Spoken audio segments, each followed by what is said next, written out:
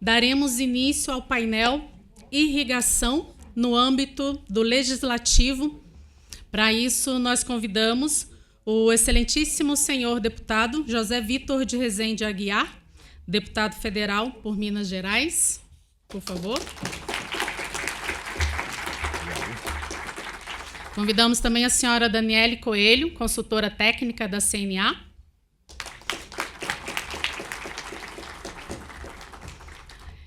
E o senhor Lucas Azevedo de Carvalho, consultor legislativo da Câmara dos Deputados.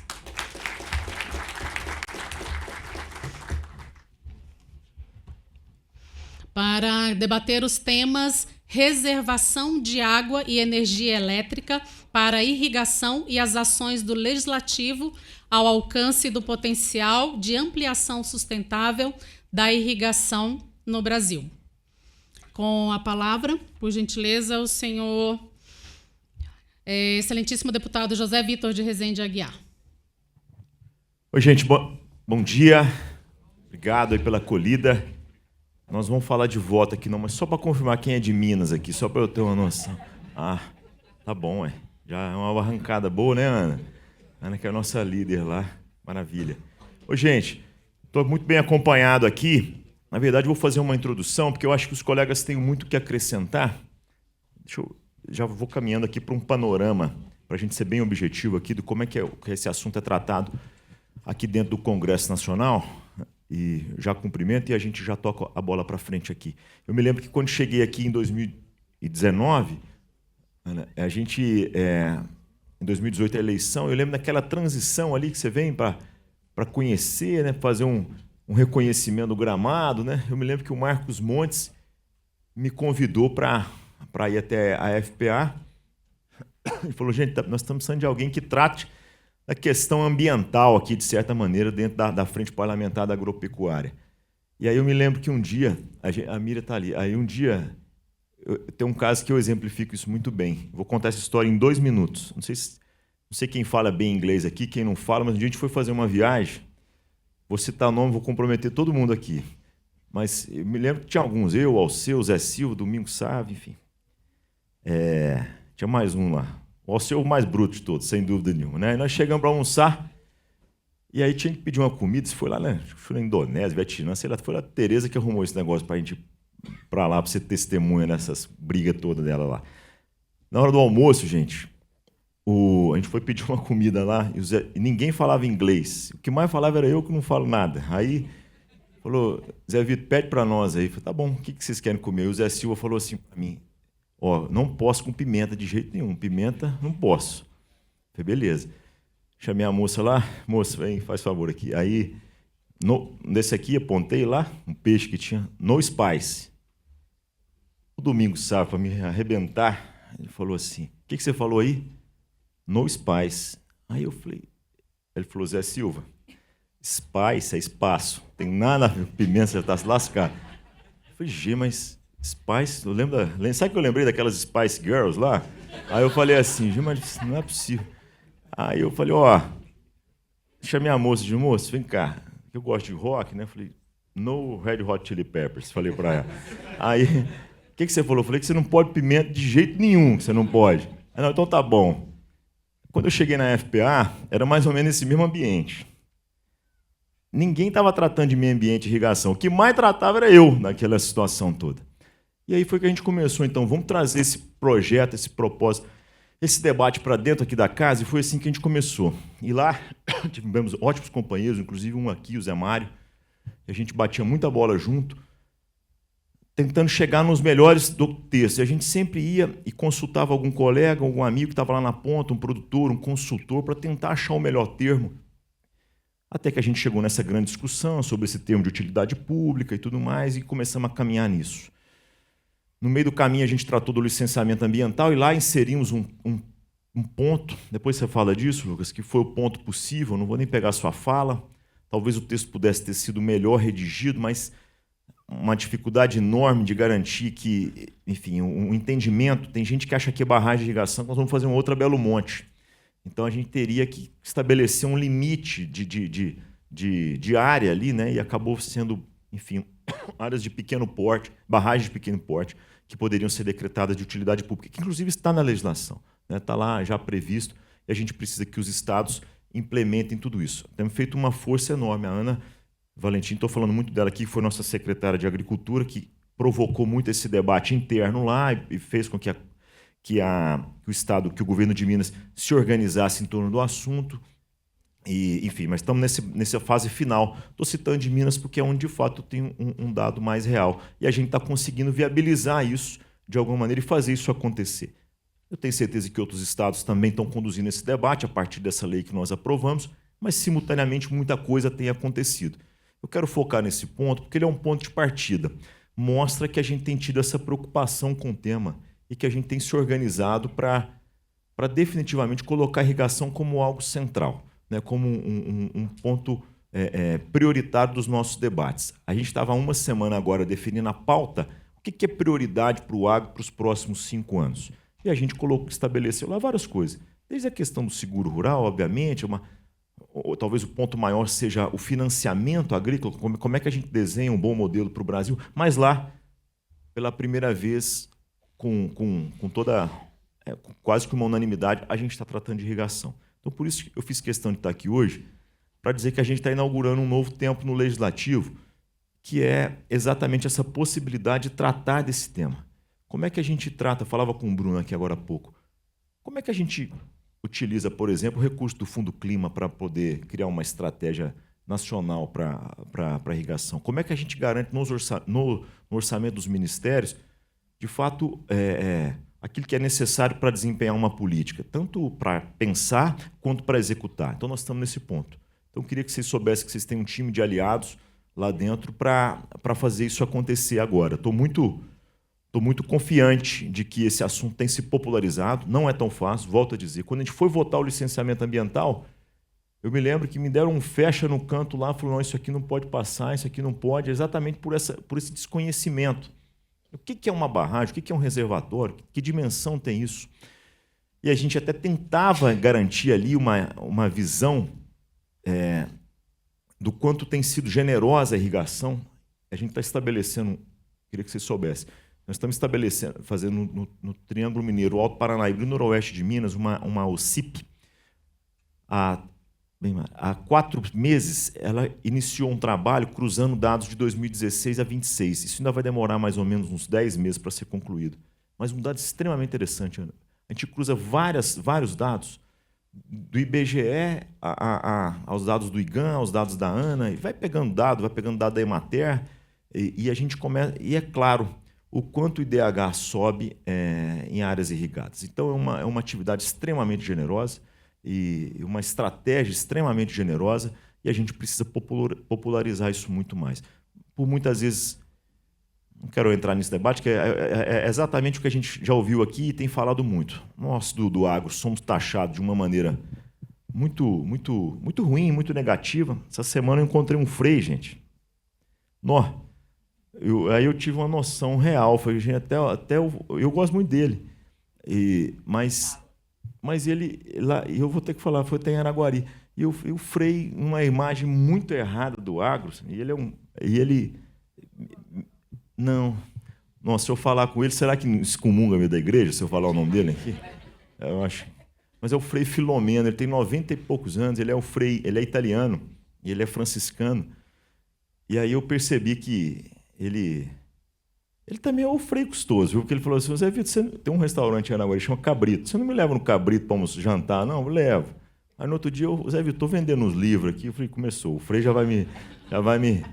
Daqui a pouco é que é uma bicicleta para o bingo, e político não é fácil, não. Para todo mundo, o padre, o Frei, pede R$50, R$100 para o bingo. Para o deputado, ele pede um notebook, uma bicicleta, coisa como se a gente tivesse tudo isso. Mas, enfim, eu percebi, realmente, esse é um assunto extremamente complexo que a gente precisa popularizar e trazer ele de uma maneira mais palatável para todo mundo. Não é fácil.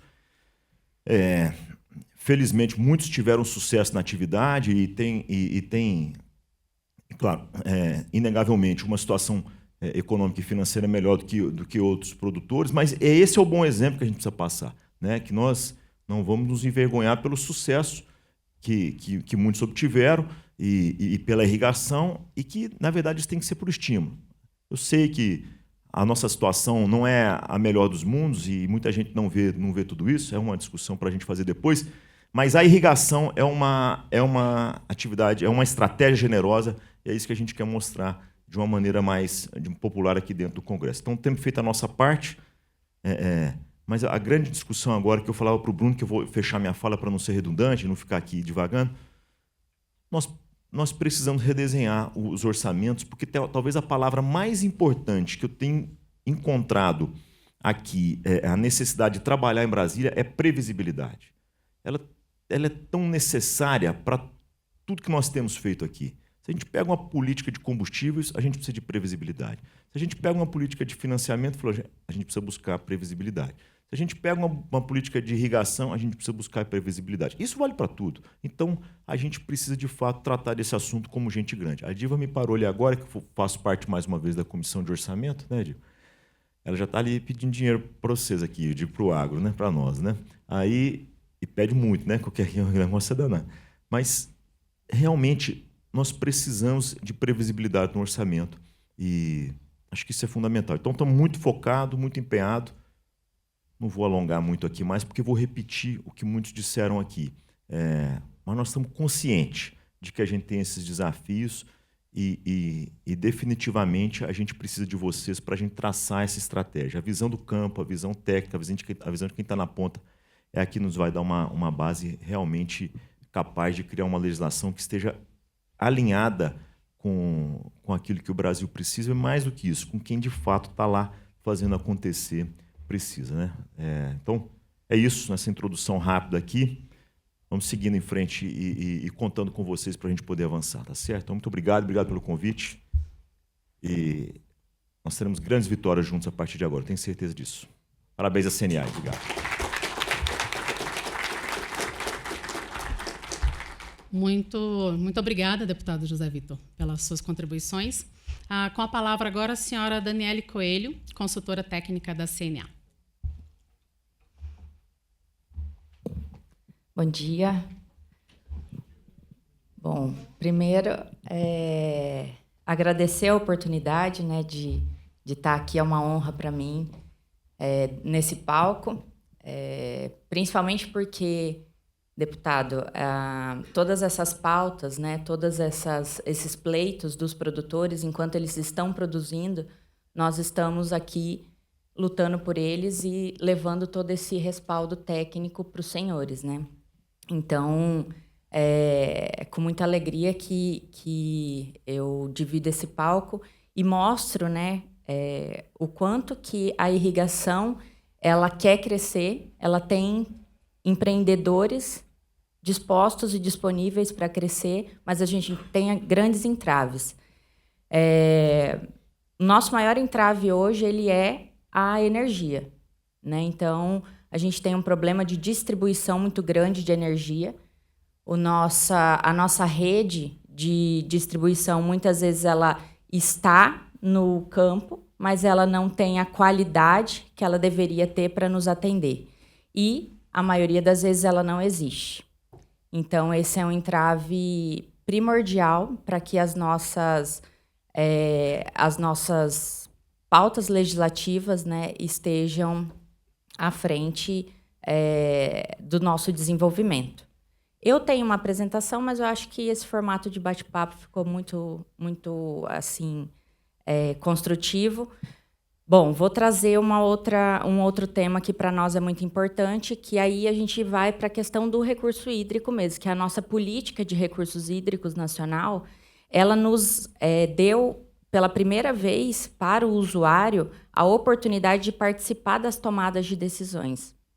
E o que a gente precisa é resguardar, preservar que essa legislação continue da forma com que ela está, que a gente possa participar via comitê, via conselhos, dessas deliberações, principalmente pelos comitês. Então, a gente sai daquela estratégia de comando e controle e aí a gente passa a fazer parte das discussões.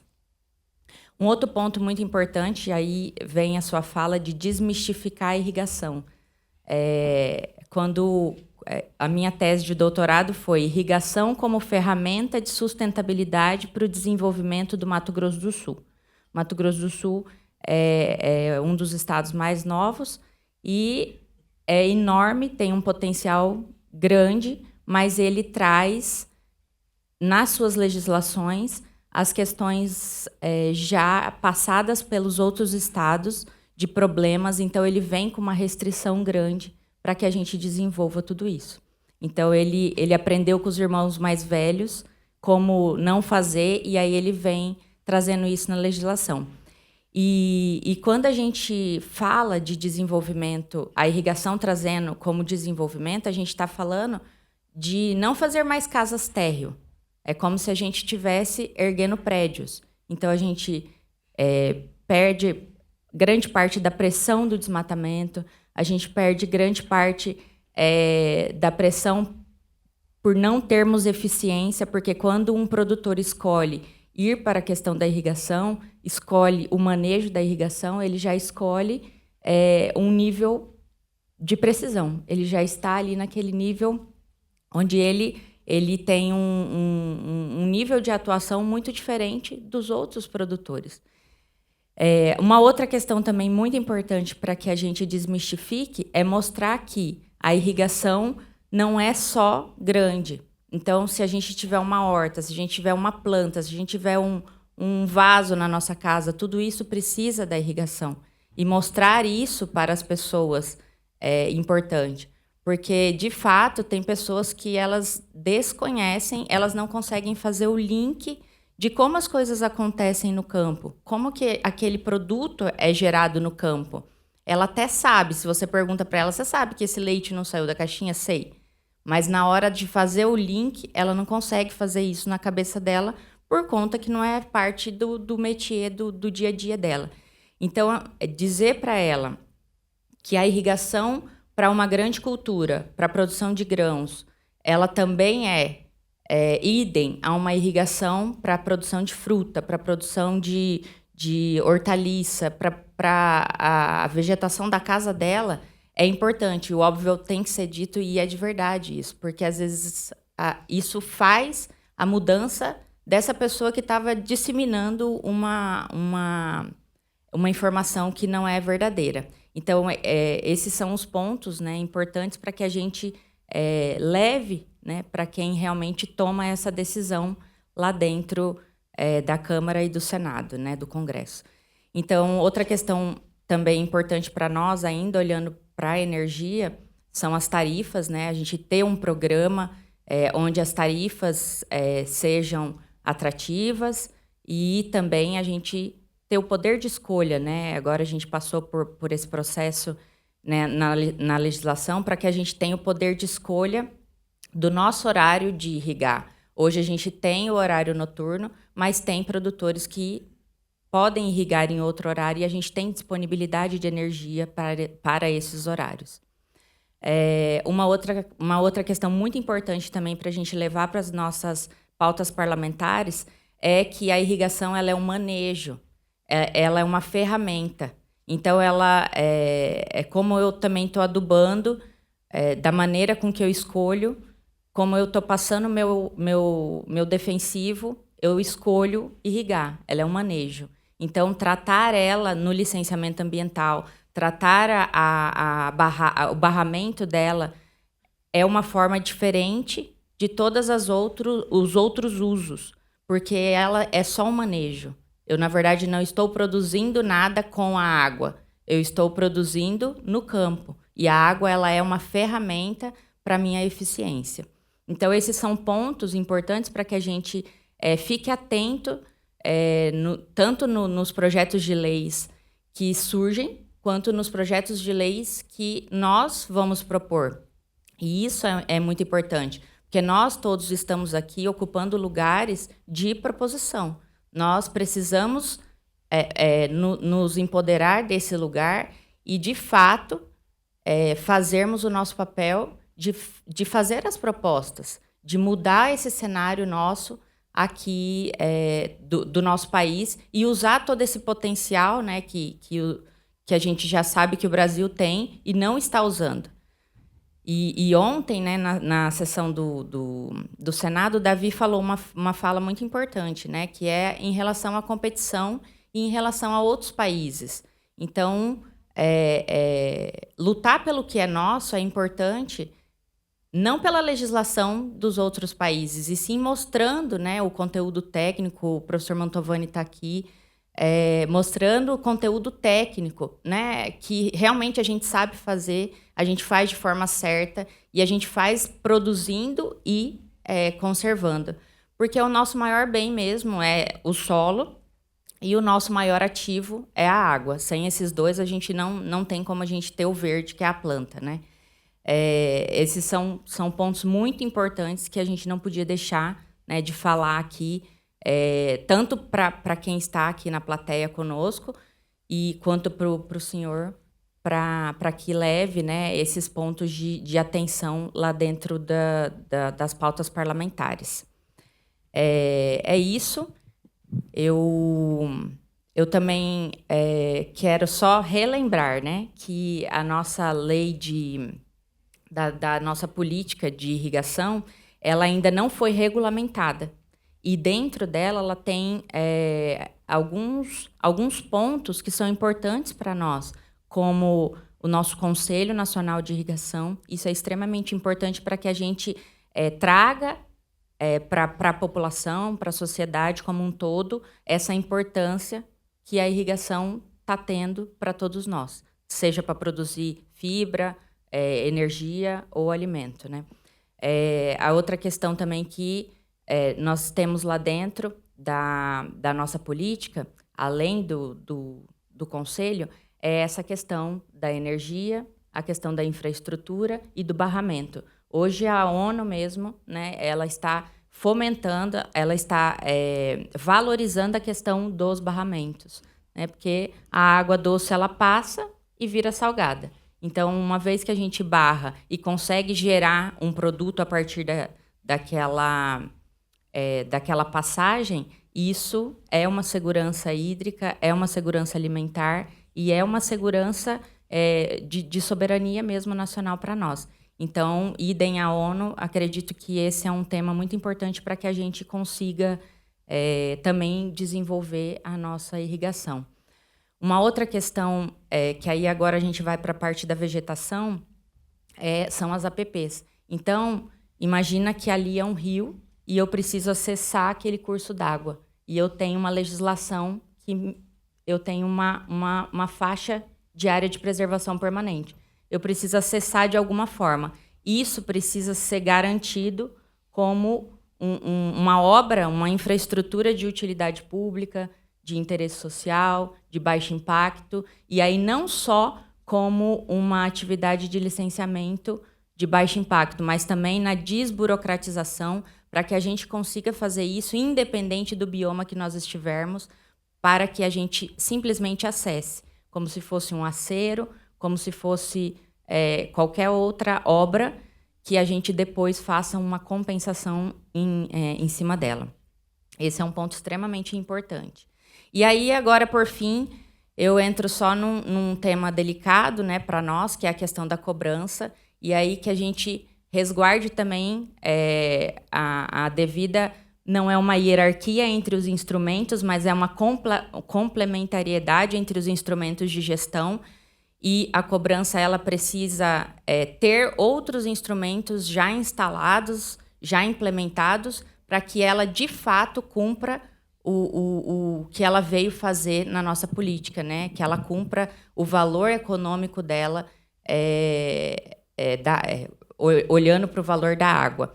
Então, quando a cobrança já está estabelecida, nós temos que priorizar o nosso direito de que esse dinheiro também pode ser utilizado para a questão das APPs, para a melhoria daquela bacia como um todo. E não só para a questão de um setor só, como saneamento, como a parte da mineração, e sim a gente olha como um todo para o setor rural, que é onde realmente a água acontece, onde ela é produzida e onde ela é mantida e preservada.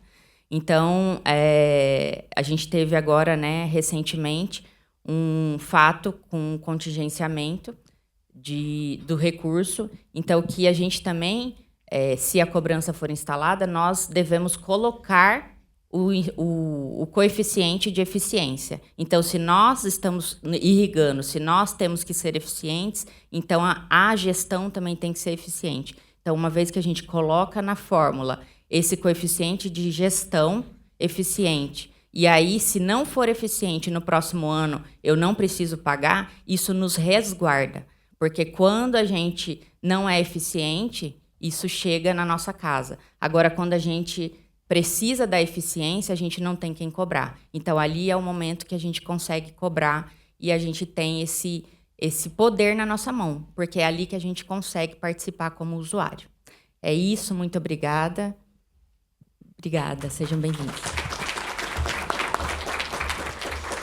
Obrigada, senhora Daniele, pelas contribuições. E com a palavra agora o senhor Lucas Azevedo de Carvalho, consultor legislativo da Câmara dos Deputados. Muito bom dia a todos. Antes do almoço ainda é bom dia, né? Não importa a hora. Vou pedir licença para falar de pé, cacuete de professor. Bem, primeiramente agradecer o convite. Para mim é sempre uma grande honra estar aqui na CNA. Sempre que eu tenho oportunidade, eu elogio muito os técnicos daqui. De fato, a troca de informação com vocês é muito enriquecedora. E eu acho que essa aproximação entre o parlamento, os técnicos do parlamento e os técnicos da CNA é sempre muito, muito produtiva. Bem, pode passar aqui a apresentação. O deputado Zé iniciou perguntando se tinha alguém de Minas Gerais. Eu vou perguntar se tem alguém do Paraná. Mas ninguém achou que eu era paranaense com esse sotaque, né? Eu sou mineiro também, de Viçosa, onde fica a melhor universidade do Brasil. Mas a primeira palestra que eu dei sobre esse tema foi num CONIRD, um Congresso Nacional de Agricultura Irrigada, eu acho, em Cascavel, no Paraná. Isso foi em 2012. Eu ainda muito jovem, né, fui falar sobre esse tema lá, e lembro que eu cheguei, o deputado Osmar Serralho falou assim para mim: nossa, esse menino vai falar comigo? E eu conversei muito com ele, foi uma apresentação muito produtiva.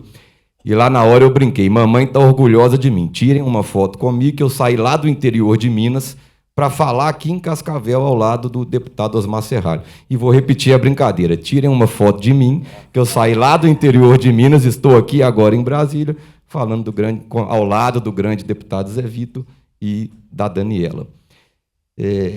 Mas o que não me deixa orgulhoso é que, desde 2012, eu fui refazer a palestra e praticamente nada mudou. E não mudou porque, no âmbito jurídico, tá? Eu sei que no âmbito técnico muitas coisas avançaram, vocês já mostraram aqui todo o avanço da agricultura irrigada no Brasil. Mas no âmbito jurídico parece que a gente continua a enxugar gelo, a colocar lata de concreto no próprio pé. Deixa eu só ver como é que funciona isso aqui. Pronto. Eu vou começar colocando o bode na sala. Meus slides são só textos de lei para facilitar a compreensão. Eu vou começar colocando o bode na sala, mas não se assustem, porque depois nós vamos retirar pelo menos a metade ali do corpo do bode. O que o Código Florestal... Qual que é o grande problema da construção de barragens para irrigação? Quando você vai construir uma barragem, obviamente você vai fazer uma intervenção em área de preservação permanente, né? Imagino, tentei de todas as formas possíveis, não tem como você fazer um barramento de um curso d'água natural sem interferir nas APPs de curso d'água. E o que o Código Florestal, em sua literalidade, fala? A intervenção, a supressão de vegetação nativa em área de preservação permanente somente ocorrerá nas hipóteses de utilidade pública, interesse social ou baixo impacto ambiental. E no parágrafo 1º é ainda mais restritivo. A supressão de vegetação nativa protetora de nascentes, dunas e restingas somente poderá ser autorizada em caso de utilidade pública. Aí, quando você vai ler os casos de utilidade pública e de interesse social, lá no artigo 3º do Código Florestal, você não acha construção de barragens para fins de irrigação, né? Então, isso levou alguns setores a entender praticamente uma proibição de construção de novas barragens. Imagina um absurdo, um país como o Brasil, com todas as benesses de uma agricultura irrigada, na literalidade da lei, praticamente proibir a construção de novas barragens para irrigação. E assim que alguns setores estavam interpretando lá em 2012, quando eu fui fazer essa palestra no CONIRD. Só que eu vou apresentar aqui para os senhores alguns argumentos que demonstram que eu defendo que, com a legislação de hoje, você já pode considerar a construção de barragens para fins de irrigação como de utilidade pública. Só que isso não está expresso. E o princípio da legalidade, o administrador, muitas vezes o técnico lá do órgão ambiental ou do Ministério Público vai ser contra. E é compreensível, porque a gente não tem isso de forma muito expressa na lei. Ontem mesmo eu li uma ação civil pública em Minas Gerais, na qual o Ministério Público vai contra a ampliação de uma barragem para fins de irrigação, e o argumento é simples: não tem previsão legal, não é utilidade pública, ampliar a barragem vai intervir em APP, não pode. E eu vou utilizar aqui alguns argumentos para falar que há barragens para fins de irrigação é sim de utilidade pública. O primeiro deles é o seguinte: na definição de APP, das modalidades de APP, o artigo 4º, inciso 3º, ele prevê que são APP as áreas no entorno dos reservatórios de águas artificiais decorrentes de barramento ou represamento de cursos de água naturais. Muito simples, você vai fazer um barramento, fez a barragem, ao entorno da barragem é APP. Só que ali não fala se é irrigação, se é abastecimento público, se é produção de energia. Ele simplesmente fala, fez uma barragem, a área ao entorno da barragem vai ser APP. E lá no artigo 5º, ele vai tratar especificamente da APP para geração de energia elétrica e de abastecimento público. Mas ele tratar especificamente aqui não significa que o artigo 4º está falando que só pode fazer barragem para energia elétrica e abastecimento público. O artigo 4º ele é geral. Ele fala assim, pode fazer barragem. Se fizer barragem, vai ser na licença, que você vai definir a APP. Ele é autorizativo para a construção de barragem, porque é tão lógico que você não precisa explicitar que você vai intervir em APP para fazer barragem, que não precisou escrever isso ali. Ele é autorizativo. Ó, qualquer barragem que for fazer, vai definir na licença ambiental. Agora, se for para abastecimento público ou geração de energia elétrica, eu tenho aqui alguns requisitos mínimos. Então, para mim, é possível interpretar esse dispositivo assim. Só que muita gente tem interpretado que só pode fazer se for para abastecimento público ou geração de energia. Aí você faz uma grande construção para abastecimento público e até utiliza a água para irrigação. Mas se você escrever lá no projeto que é só para irrigação, talvez, a depender de quem receber, você vai poder ter algum problema. O outro argumento está lá nessa lei que ela trata da desapropriação por interesse social. Considera-se interesse social e vai falando e cita aqui a irrigação. Então, quando você tem uma barragem e gera... você pode desapropriar a área, e aqui prevê expressamente a construção de barragens para irrigação. Não está lá no Código Florestal, está lá na Lei 4132 de 62, mas não deixa de ser um argumento para interpretação sistêmica aí do ordenamento jurídico. Um outro ponto, que é de 2013, 6 meses depois que eu dei aquela palestra lá no Paraná, que fala o seguinte: as obras de infraestrutura de irrigação, inclusive os barramentos de curso d'água que provoquem intervenção ou supressão de vegetação em área de preservação permanente, que está muito claro, né? Poderão, aí não são, poderão ser consideradas de utilidade pública para o efeito de licenciamento ambiental, mas só quando declaradas pelo Poder Público Federal essenciais para o desenvolvimento social e econômico.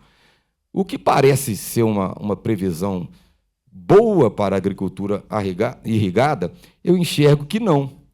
Porque ela está falando o seguinte: se o Poder Público Federal falar que é importante, o órgão ambiental poderá ou não considerar de utilidade pública, né? enquanto eu defendo que é de utilidade pública. Essa é uma diferença muito importante. Você dizer que uma atividade é de utilidade pública, você não está falando que ela poderá ser realizada de qualquer maneira.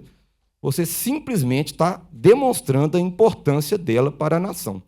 Então, considerá-la de utilidade pública é até um reconhecimento ideológico da importância do tema. Não significa que considerar de utilidade pública vai dispensar a licença, né? É uma causa que vai autorizar o órgão ambiental ver as condições de dar a licença. Então, você pega o Código Florestal, mineração é utilidade pública, extração de areia acho que é interesse social, mas a irrigação ninguém cita, né? A meu ver, foi um esquecimento, porque é muito óbvio que para fazer uma barragem você precisa intervir em APP, mas a gente não consegue consertar esse esquecimento por causa do discurso, né, pejorativo que muitas vezes o setor enfrenta. E isso aqui, a meu ver, até prejudica. Ele veio para facilitar, mas prejudica, que aí o órgão ambiental pode falar assim, não, então você quer quer construir essa barragem? Pede que o poder público federal considere essencial, né, o que aumenta muito mais a dificuldade. Em Minas Gerais, olha para vocês verem como o tema é complexo. Isso é uma lei estadual. Os projetos de irrigação serão considerados de utilidade pública quando declarados pelo poder público estadual como essenciais. Aqui repetiu a sistemática. Você vai precisar de um ato do poder público estadual declarando que aquela atividade é de utilidade pública. E vou repetir, mesmo incorrendo o risco aqui de ser repetitivo. Um grande absurdo, porque a utilidade pública tem que ser uma previsão geral e abstrata. É simplesmente dizer, é uma atividade importante para o país. Depois disso, o órgão ambiental vai analisar se pode ou se não pode. E tinha um decreto regulamentador que chegou a prever aqui, expressamente, a obra de barragens para irrigação como utilidade pública. Não sei bem a razão, mas eu imagino que seja pressão política. Essa previsão expressa foi revogada. Isso reforça o argumento do órgão, né, de algum técnico que vai falar, não, isso aqui não é utilidade pública, pede para o executivo declarar o interesse. Aqui tem alguém do Rio Grande do Sul? Pronto. O Rio Grande do Sul previu expressamente as obras de infraestrutura de irrigação e de dessedentação animal vinculadas às atividades agro-silvopastoris. Então, aqui está muito expresso. Aí eu não sei, na realidade, você pode até ter alguém defendendo que a lei é inconstitucional, porque o código não prevê aquilo, vale o mais restritivo. Isso é uma outra conversa da qual eu também discordo, tá? Termos de legislação ambiental não é sobre a prevalência do mais restritivo, é sobre a prevalência de quem tem a competência legal de falar sobre aquele tema. E faltou aqui no slide, mas o deputado Zé Vitor até adiantou, na Lei Geral de Licenciamento Ambiental, e foi uma guerra, né, deputado? Foi previsto lá, no artigo 9º, parágrafo 7º, as barragens de pequeno porte são consideradas de utilidade pública.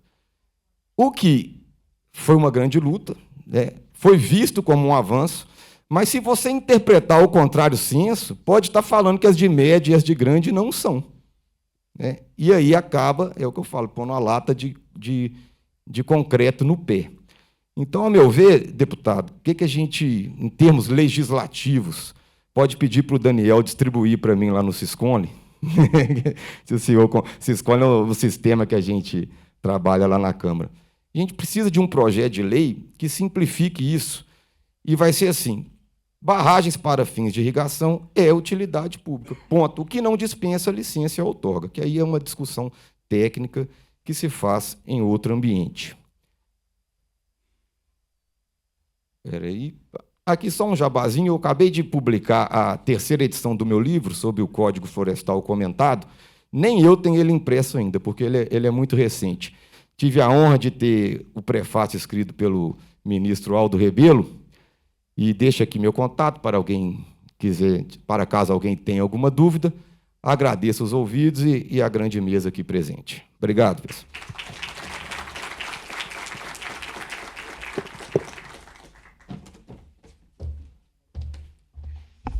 Muito obrigada, senhor Lucas. Eu convido agora o senhor Nelson para entregar uma pequena lembrança em nome da CNA, em agradecimento aos senhores.